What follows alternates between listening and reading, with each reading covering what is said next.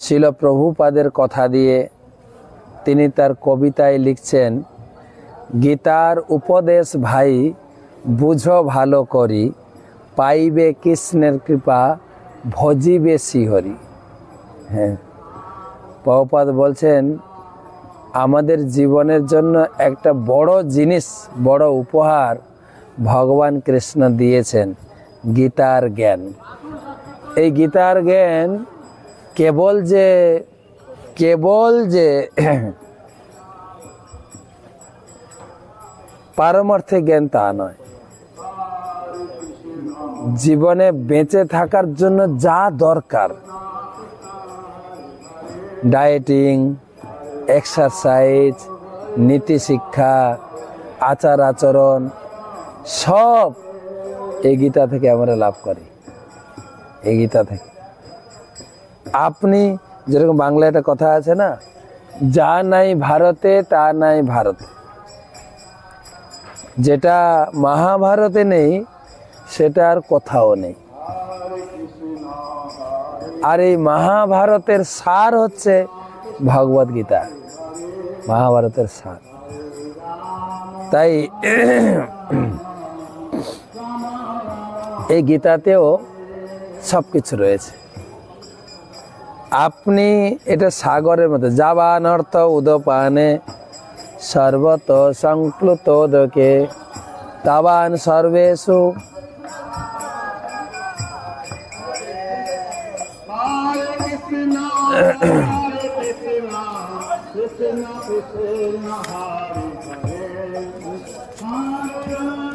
তাবান সর্বেষু বেদেষু ব্রাহ্মণস্য বীজানত। যেরকম আলাদা আলাদা জল থাকে, এই থাকে না, ট্যাপের জল একটা হচ্ছে বাথরুমের জন্য, একটা হ্যান্ড ওয়াশের জন্য বা ফেস ওয়াশ করবেন বেসিন, একটা আছে বাসন ধোয়ার জন্য, একটা আছে ড্রিঙ্কিং ওয়াটার, একটা হচ্ছে ভগবানের থালা বাসন মাজার জন্য। তা অনেক আলাদা আলাদা জলের ট্যাপ থাকে, কিন্তু বড় পুকুরে বা সাগরের জল সব কিছু করা যায়। বড় পুকুরের জলাশয়ে বাসন ধোয়া যাবে, স্নান করা যাবে, শৌচ করা যাবে, সব। ঠিক বেদের সমস্ত জ্ঞান ভাণ্ডার এই গীতা। তাই গীতাকে বলা হয় গীতোপনিষদ বা পঞ্চম বেদও বলা হয়। চতুর্বেদ শুনেছি ঋক, সাম, যজুর, অথর্ব, গীতাকে বলা হয় পঞ্চম বেদ। তাবান সর্বেষু বেদেষু, বেদের পুরো প্যাকেজ জ্ঞান আপনি এখান থেকে পাবেন। তো সেই জন্য ভগবানের এই গীতা এত গুরুত্বপূর্ণ। প্রভুপাদ বলছেন, গীতার উপদেশ ভাই ভুজো ভালো করি, পাইবে কৃষ্ণের কৃপা ভজিবে শ্রীহরি। গীতা পড়ার জন্য শিল প্রভুপাদ তিনটা মূল উদ্দেশ্য সেট করেছেন। একটা হচ্ছে আমরা কেন এত গীতা প্রচার করি, কেন এত গীতা পড়তে উৎসাহিত করি, না ভগবান শ্রীকৃষ্ণের যে ইচ্ছা, সেই ইচ্ছাকে জগতে প্রতিষ্ঠা করার জন্য। ভগবান শ্রীকৃষ্ণের ইচ্ছা কি ছিল? না মানুষ ভগবানকে ভুলে গিয়ে এই জগতে ভিখারির মতো জীবন যাপন করছে। আমরা সবাই ভিখারি। আপনি বলবেন আমরা তো গরিব না, আরে সবাই আমরা ভিখারি, সবাই। কয়েকদিন আগে আমি স্টেজে একটা কাহিনী শুনিয়েছিলাম। কুকুর, আমার এই খাতাটা কোথায় এখানে আছে মনে হয়, পাতলা খাতাটা। কুকুর একটা সাধুর কথোপকথন। কুকুর এবং সাধুর কথোপকথন। তো সাধু বলছে, এই কুকুর, তুমি তো খুব দফাদার, কিন্তু তোমার ভিতরে তিনটা জিনিসের অভাব আছে, তিনটা জিনিস কম আছে। বলছে কি? বলছে তুমি এই সবসময় দেওয়ালে প্রস্রাব করো কেন? তো তারপরে দ্বিতীয় বলছেন, তুমি ভিখারি দেখলে ভক ভক ভক ভক করে চিল্লাও কেন? খুব চিল্লাও, হ্যাঁ? দেওয়ালে প্রস্রাব করো, ভিখারি গেলে ভক ভক করে চিল্লাও, আর রাত্রে গৃহস্থকে ঘুমাতে দাও না, হ্যাঁ? ঘেউ ঘেউ করে চিৎকার করো। কুকুর সুন্দর উত্তর দিল। কুকুর বলছেন যে কেন দেওয়ালে প্রস্রাব করি? এই ভূমি হচ্ছে অত্যন্ত পবিত্র। জানি না কোন সাধু পুরুষ আপনাদের মতো কোথাও বসে পূজা করেছেন, ঠাকুর রেখেছেন, আপনি আসন করে বসেছেন, সেটা না জেনে যদি আমি প্রস্রাব করে দিই আমার অপরাধ হবে না? অপবিত্র হয়ে যাবে জায়গাটা, সেই জন্য আমি দেওয়ালে প্রস্রাব করি। সাধু তো শুনে অবাক। আর আপনি যে বলছেন ভিখারি দেখলে ভক ভক করো কেন, আমি সেটাই চিন্তা করি, প্রত্যেকটা মানুষ ভিখারি। হ্যাঁ, দেখেন বড় বড় নেতা মন্ত্রী হয়ে আসছে, 2024 সালের ভোট, বাড়ি বাড়ি যাবে ভিক্ষা করবে। নেতা মন্ত্রী আর আপনার কথা তো দূরে থাক, তো সবাই ভিখারি। তো এই ভিখারি, তুমি ভিখারির কাছে ভিক্ষা চাও কেন? ভগবানের কাছে চাও।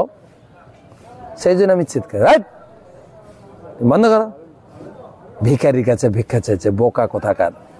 সেই জন্য আমি ভক ভক করি। আরেকটা আপনি কথা বলেছেন আমাদের ভিতরে কম আছে, আমি লোককে ঘুমাতে দিই না। কেন জানেন তো? রাতে চিৎকার করি, আরে এই মনুষ্য জীবনটা পেয়েছো ভগবানের সেবা করার জন্য,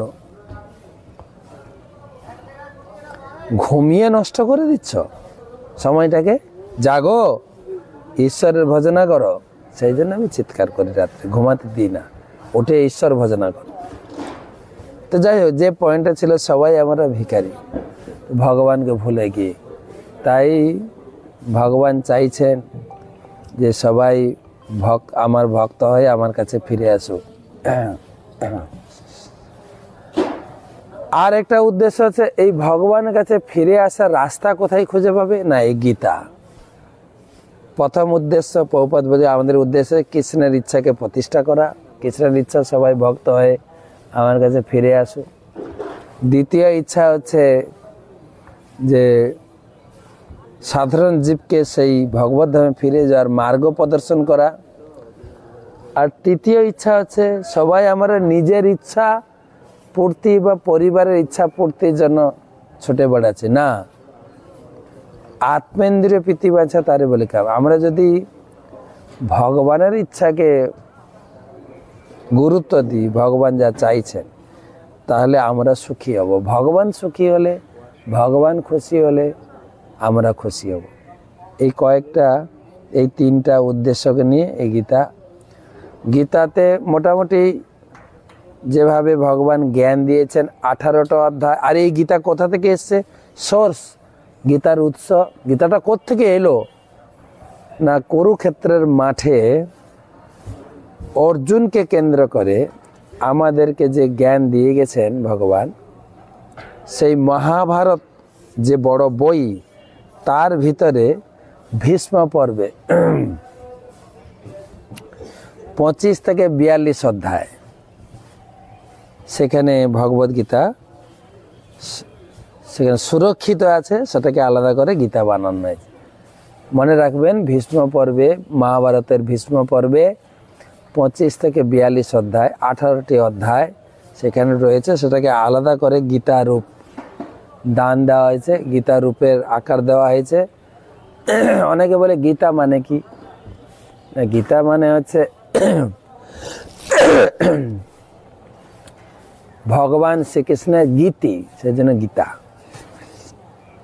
টোটাল 18টা অধ্যায়, 3টা ভাগে ভগবান জ্ঞান দিয়েছেন। প্রথম 6টা অধ্যায় হচ্ছে শতক, 6টা অধ্যায়কে বলে শতক। প্রথম 6টা হচ্ছে কর্ম শতক, কর্ম নিয়ে আলোচনা। এগুলো আগে আলোচনা হয়েছে, তবে আজকে একটু রিপিট করছি, বারে বারে পড়লে আমরা এটাকে ধরতে পারবো। শেষ 6টা অধ্যায় হচ্ছে জ্ঞান শতক। লাস্টে শেষে জ্ঞান, উপরে রয়েছে কর্ম।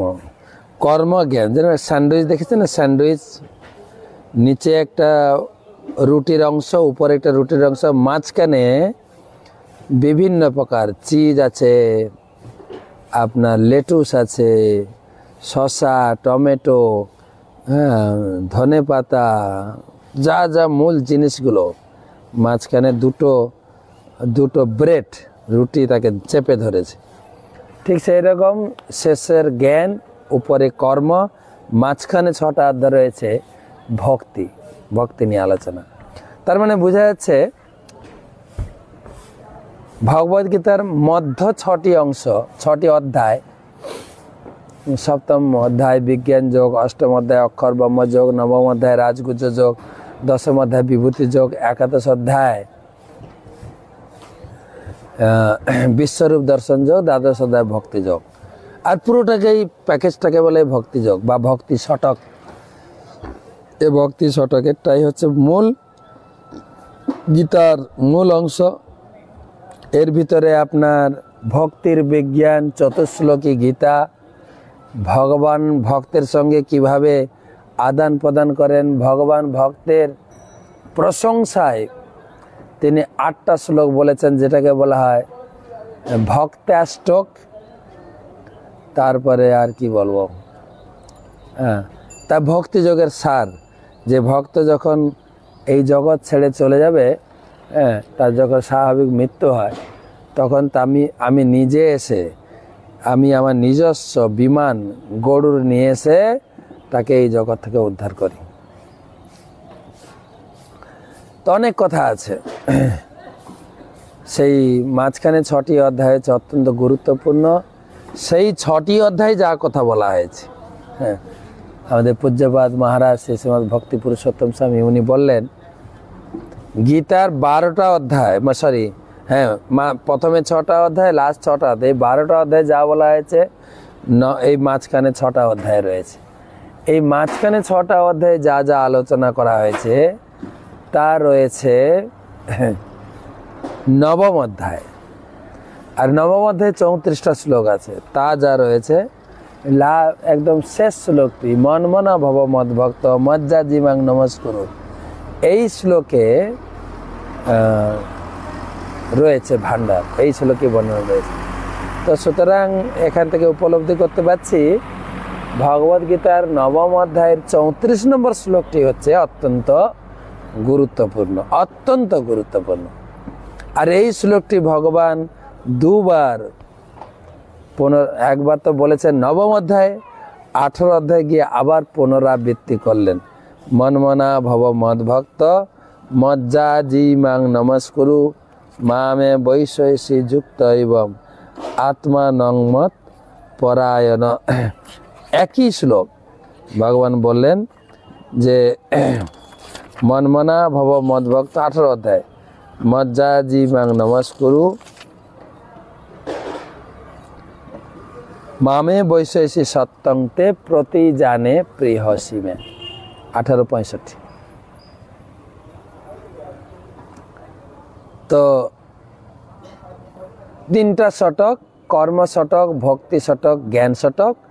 তার ভিতরে ভক্তি শতক শ্রেষ্ঠ। ভক্তি শতকের মধ্যে 9ম অধ্যায়, 9ম অধ্যায়ের মধ্যে 34 নম্বর শ্লোকটি হচ্ছে সার কথা। আর গীতাতে কি বিষয়বস্তু আছে? সর্ব উপনিষদ গাব দগ্ধা গোপাল নন্দন পার্থ বৎস সুধীর ভক্তা দুগ্ধম গীতামৃতং মহান।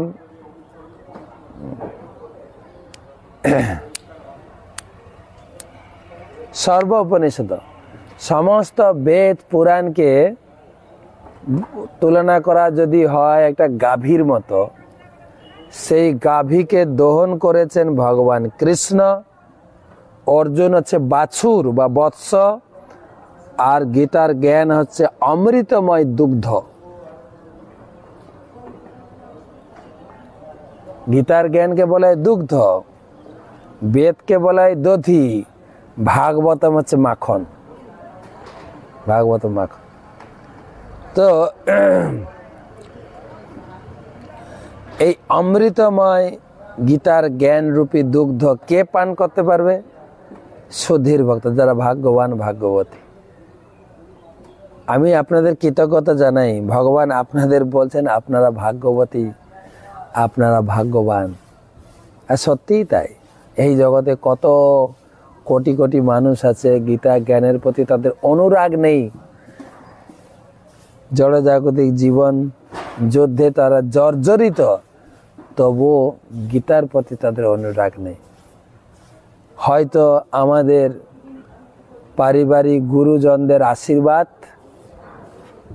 এবং দীক্ষা গুরুর আশীর্বাদে গীতা পড়ার, গীতা বোঝার, গীতা শোনার আমাদের ভিতরে একটু ইচ্ছা প্রকাশ হয়েছে। আমরা একটু গীতা পড়ে গীতার ভাব একটু একটু অনুভব করছি। তো গীতার মূল কথা হচ্ছে সমস্ত শাস্ত্রের সার কথা গীতাতে আছে। আপনি হয়তো বলবেন, মহারাজ আপনি যখন ভাগবতম ক্লাস দেন তখন বলেন ভাগবত শ্রেষ্ঠ, এখন গীতা পড়ছেন গীতা শ্রেষ্ঠ। হ্যাঁ, কথাটা ঠিকই, আমি বলি। তো দুটো জিনিসের সঙ্গে সামঞ্জস্য হচ্ছে, গীতাও শ্রেষ্ঠ ভাগবতও শ্রেষ্ঠ। গীতাতে রয়েছে সূত্র আর ভাগবতে রয়েছে তার বিস্তার প্রয়োগ। সেজন্য দুটো জিনিসই শ্রেষ্ঠ, দুটোর সঙ্গে ইন্টারলিঙ্ক। যদি ভাগবতম পড়েন গীতা ভালো করে বুঝতে পারবেন, আর গীতার সূত্র জানলে ভাগবতম ধরতে পারবেন।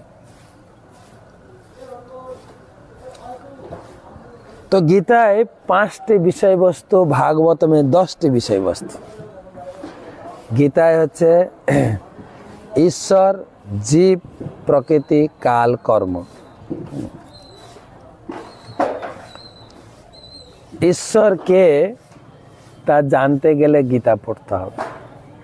গীতা না পড়লে, সেই জন্য গীতার প্রথম শ্লোক হচ্ছে ধর্মক্ষেত্রে কুরুক্ষেত্রে সমবেতা যুজুৎসবা মামকা পাণ্ডবাশ্চৈব কিম কুর্বত সঞ্জয়।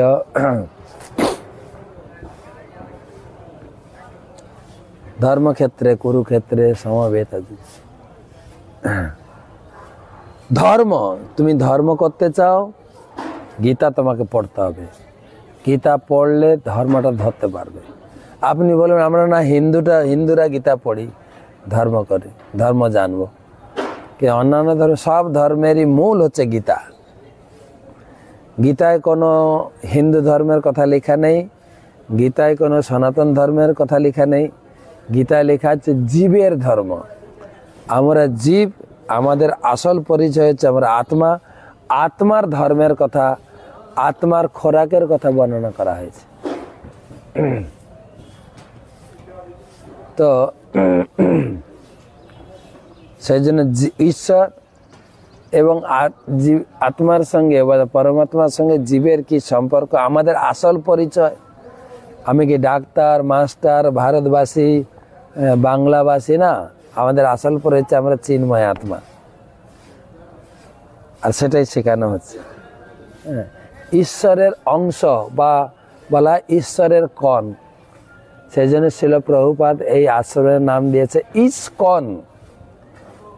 ঈশ্বর কোন হ্যাঁ সেটা জানানোর জন্য ইসকন। ইসকন মানে আমাদের আসল পরিচয় হচ্ছে ঈশ্বরের কণ। তাই এটা হচ্ছে ইসকনের উদ্দেশ্য, সবাইকে বোঝানো আমরা হচ্ছে ঈশ্বরের অংশ। ইসকন ঈশ্বরের কণ, সেই জন্য ইসকন। প্রভুপাদ তাৎপর্য লিখছেন, ভগবত গীতা পড়ার সময় আমরা দেখি অন্য সমস্ত শাস্ত্রে যা কিছু আছে